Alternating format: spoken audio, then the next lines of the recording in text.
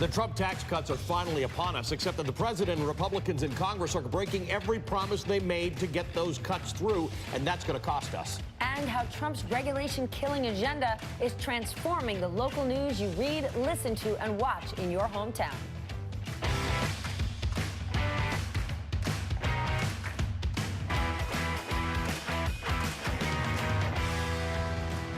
I'm Velshi. And I'm Rhule. We got some huge news in the Russia investigation at the end of the week. But for us, we're laser focused today on taxes. Republicans in the Senate rushed this tax bill through committee and onto the chamber floor, and they did it with almost no debate or deliberation. We're not sure everybody who voted on it actually read it. It's another example of broken governance in Washington. The result is a tax bill that is so complex and far-reaching that not even they understand all of what is in it, which is where we start. It is high time to call out all the lies and mistruths about the legislation. President Trump and the GOP said their tax plan was designed to benefit the middle class, not the wealthy. But analysis from the Joint Committee on Taxation and the Congressional Budget Office, two nonpartisan scorekeeping bodies within Congress, say just the opposite. And the lies, they keep rolling in. The president keeps saying his tax plan will not be good for him and his family. No. It's going to be great for him, superb for super-rich families like his own.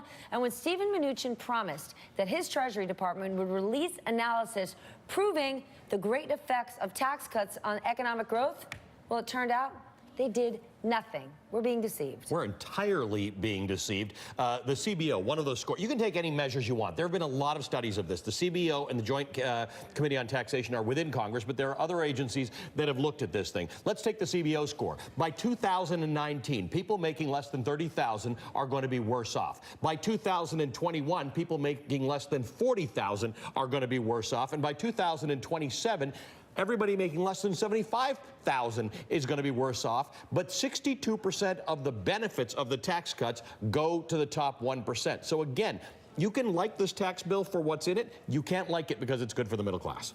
And remember, Steve Mnuchin, he did it with the media. He did it when he saw different members of Congress, said, we are working on research and analysis within the Treasury Department to support the economics behind why this plan works. Well, guess what? New York Times reporting that there are people within whistleblowers within the Treasury Department saying, Treasury Secretary Steve Mnuchin, he never asked them to do that research. Those reports don't even exist. There is no analysis. Now, typically, historically, big tax reform is hard, and it has actually been done with bipartisan support. And takes months. Long times, sometimes over a year to get this done. I don't really understand, other than a self-imposed deadline of getting some major legislation done this year, why we had this rush to do this. But it is really interesting to take a bill that is supposedly about tax cuts for everybody and make it this unpopular. 538 took an average of recent polls and found that the approval for this tax cut is at historic lows. Take a look at the Bush tax cut in 1990, the Clinton tax,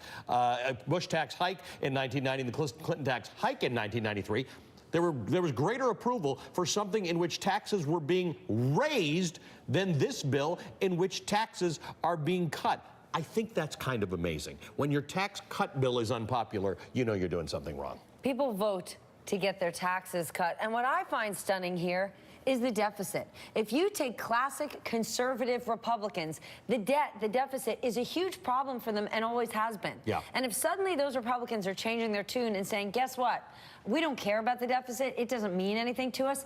But they haven't. And the fact that this thing is going to blow through our debt, it's a problem. And so typically, we'd be happy to debate any tax bill on its merits. We enjoy doing this kind of thing. But as we've said, President Trump and the GOP have been marketing their plan on promises that don't hold up. And one of the most egregious ones is that the huge tax cuts that we're about to see won't cost the country a penny. So listen to this.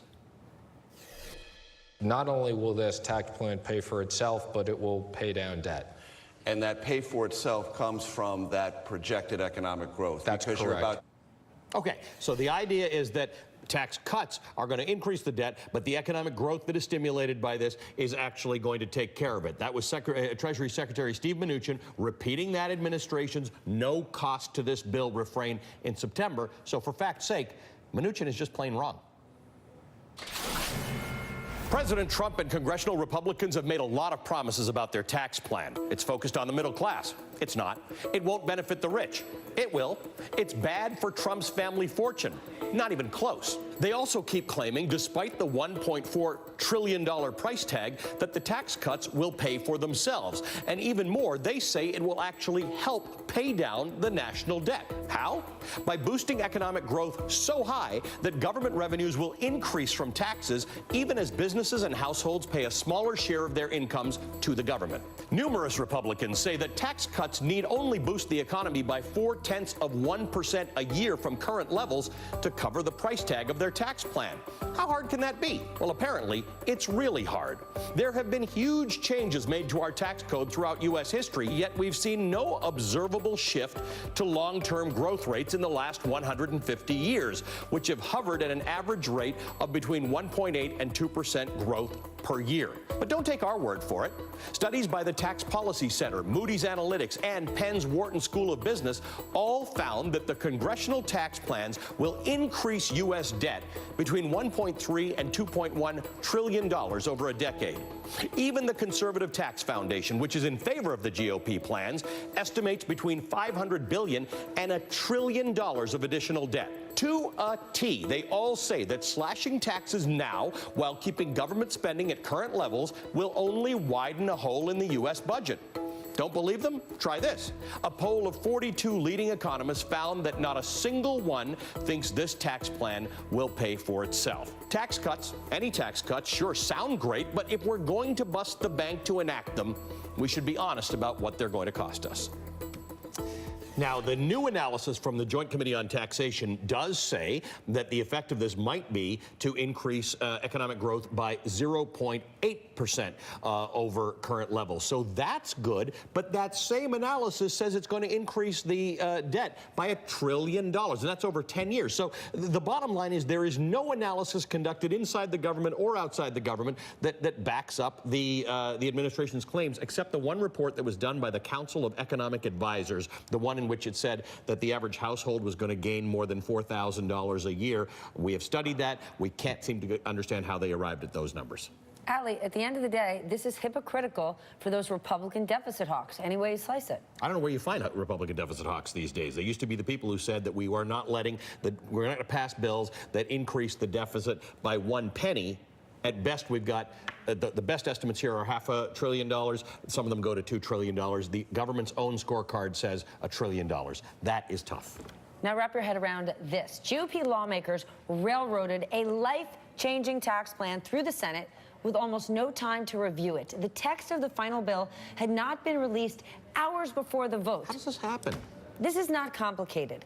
How this bill is supposed to become law, right.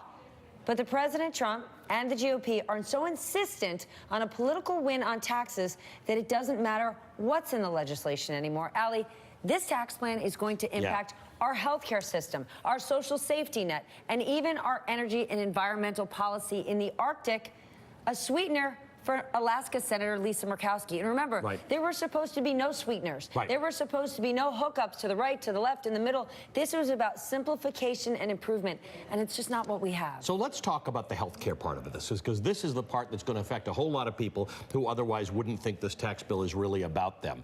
This Senate version of the health care bill, and again, they've got to be reconciled, so we don't know what the end result will look like, but this is important. It repeals the individual mandate, which the CBO has said will lead to 13 million fewer insured and 10% premium increases in the individual market. Again, we're going in the wrong direction with something we were trying to fix. If you didn't like Obamacare, and there were lots of reasons not to like it, there were fixes to be had. Here, we're simply repealing the mandate. It's a bad thing to do. Remember, cuts for individuals are only temporary. So when they expire, you may have to pay more for your health care. And we also need to remember that these tax cuts, they're getting paid for somehow. They would trigger an immediate 25 billion cuts to Medicare. So you're doing this to cut taxes for corporations and the rich, and what are they going to do? Medicare recipients, the worst out among us, are going to see benefits cut. And then the other thing that was interesting is in St. Louis, when the president was pitching this the other day, he brought up something that I hadn't heard in a long time.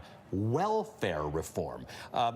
We hadn't really thought that was a thing that they were dealing with, but the fact is we have heard conversations about entitlement reform just this week, by the way. Marco Rubio, Paul Ryan, Kevin Brady have all started talking about it. When Mick Mulvaney was talking about it, you said months ago, fine. If you want to reform entitlements, let's see what your entitlement reform looks like. But just putting it in there is a bit of a dog whistle. The idea that we're going to cut your taxes and the way we're going to make this work is we're going to get rid of all those people who are leeching off the system. President Trump talked about somebody he knows or has heard of who holds 3 jobs, and right next door there's somebody who's on welfare who's making more money than the person with 3 jobs. And as you and I always ask for, can we get some specifics? And no such person seems to ever exist. That is like the argument, don't give the homeless person on the street money, they're going to spend it on alcohol. That is an argument that is not rooted in fact. And if you're going to pull programs from people who need them the most, then let's put programs in place of impact. Because right now, this is just a pull. We're all about fixing these things, but remember, all of these things, this talk about welfare, this talk about entitlements, is to lock up votes for a bill that gives a tax break to the wealthy and to corporations. I'm not against giving tax breaks to wealthy and corporations, but just remember whose mouths you're taking food out of to do it. All right.